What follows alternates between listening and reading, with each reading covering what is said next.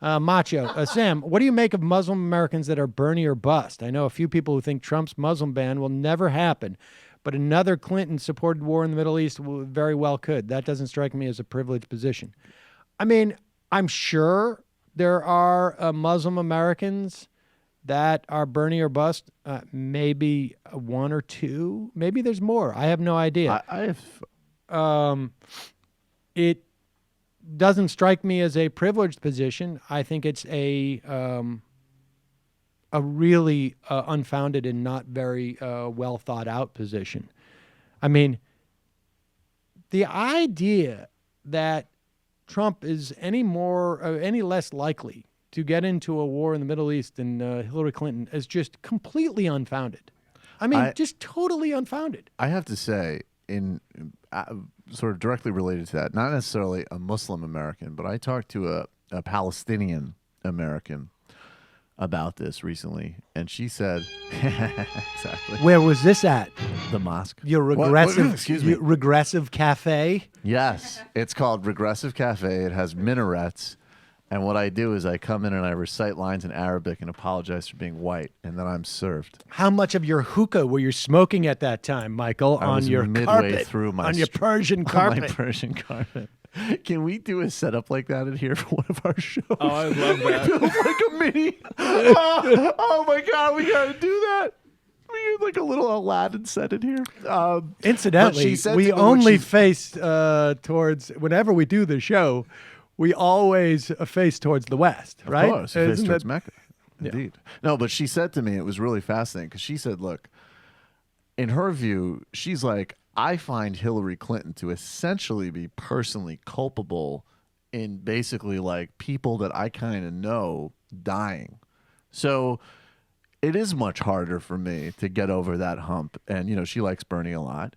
And then she said, at the same time, I want to protect my reproductive rights as an American.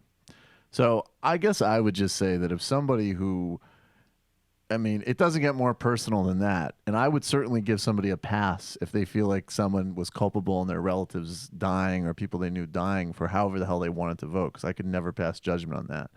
But even her, in her thought process, she was basically getting to a point of like, yeah, I probably gonna have to, you know, pull for Hillary.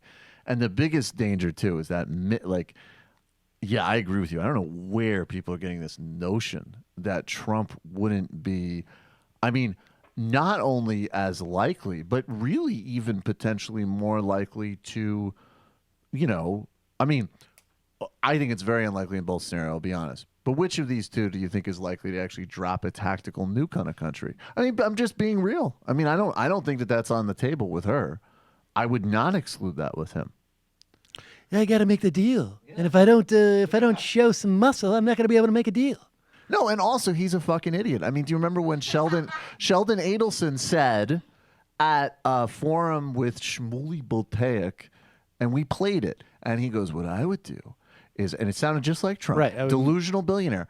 I would find a place in Iran where nobody was, and I would drop a nuke. Let me push back on this, though, a little bit, Michael. Fair enough. Don't you think that Donald Trump is humble enough of a guy not to assume that his idea is the best idea? Don't you think he's the type of guy who would listen to a long-term expert on this, who did not, whose perspective on things did not necessarily, I just want to say right out of the gate, you know much more about this than I do, General. Right. And I want to take a humble and measured approach. Psych! Here's what we're gonna do. All right, you fools. Honestly, like, you know, I think it's hard for normal people to sort of contemplate the idea that someone could be that stupid and that arrogant.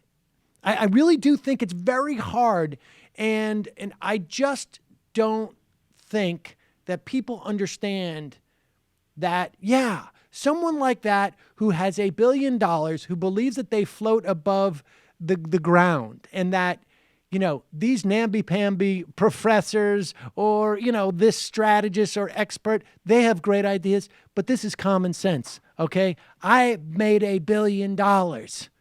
And the presumption with a billionaire, too, And I think it's a presumption. I don't know every single billionaire, but I think it's a presumption with wealthy people. They have pursued this money in a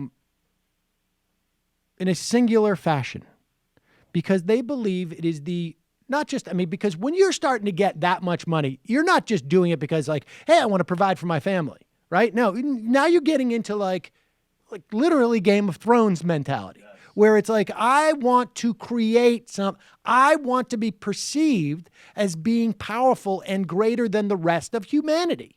That's the only explanation for why you go past a certain point. I don't know what that point is. For me, it probably would be, probably still in six figures, but when you start talking about like, we need to meet millions and millions of dollars and tens of millions and hundreds of millions and billions of dollars. There's something else going on there. And if you believe this is your measure amongst the rest of humanity, you're really perceiving like, I've won. So if you were as good as I, you would have as much money as I don't care what your expert is. That's your backup position. The fact that you're an expert on foreign policy, that's your plan B. Your plan A was to be me, and I am me. And so I know more than you, even though that's where your expertise is. You learned Mandarin because you're a loser. Right, I mean, exactly. let's be honest. I didn't have to learn Mandarin. I didn't have to learn Mandarin because I was winning. Yeah. I saw Artie Lang of all people. They asked him about this, and he said, like, look, Trump's very nice to me. I've had fun playing golf with him. He's a hilarious guy. And he said, but look, if you say, like, those shoes don't look good, he goes, I hope you get cancer. Like, you can't have somebody like that be president. Right. You can't. I'm a very deep thinker. Hi, I'm Sam Seder, and this is an Ann Coulter doll. You should not be immigrating here. Yeah. Stay in your country and hate us. For smart progressive talk and a little bit of this and even a little bit of that. Mission accomplished. Subscribe to our podcast, subscribe to our YouTube channel, and like us on Facebook to get some of our best video clips.